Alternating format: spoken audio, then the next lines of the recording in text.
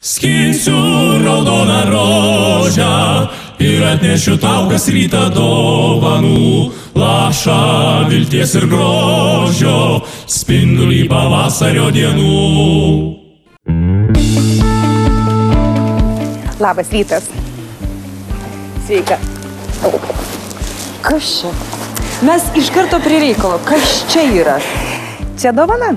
Kai pagalvoju, kartais, aišku, galbūt, na, gerai, kad nešluotą padovanojo vyras. Na, čia vyras padovanojo? Taip, vyras padovanojo. Vyras padovanojo mamos dienos progą. Aha. Tai va, tai čia yra... Žemaūgiai? Jo, žemaūgiai, mažiuliukai, pomidoriukai. Šičia? Taip, čia tokios patalpos, jos iš tikrųjų buvo tam sukurtos ir sugalvotos, Artūrui patiko, jisai jas įsigijo, čia tokie kaip pusiau neva meno kūriniai ir panašiai. Artūras aiškiai išaugęs ant asfalto, aš sakysiu, nes tas pomidorasgi čia netilps. Zuokai derliaus laukia jau Liepą. Na, žinoma, šiems linkiu sėkmės. Gal šie augintiniai bus auklėjami ne kaip pomidorai, o kaip kokie nors japoniški bonsai.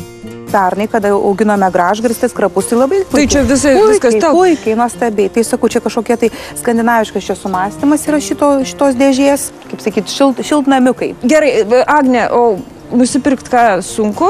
Aš tai nesuprantu prasmės va tos palanginės daržininkystės. Jeigu sodini tai tokį, kad galėtum prisitenti. O aš labai suprantu, dėl to, kad tai yra ir kvapas, tai yra ir savas. Zuokai čia gyvena jau antrą dešimtmetį. Jie pirmame aukšte, jų verslas antrame. Puošnios pušaitės akivaizdu genimos ne pagal Laimos Paksienės metodiką, o greitai ir efektyviai, kad neužstotų vaizdo, kuris mano galva yra vienas iš gražiausių Vilniaus mieste. Apačioje Vilnelė ir Bernardinų sodas. Į visą tai žiūrint norisi ne pomidorus auginti, bet rašyti jiems eiles kaip santajai. Ajajaj, koksai raudonas pupso lysviai pomidoras, maivos kraipos į šalis, kaip karalius jaučias jis.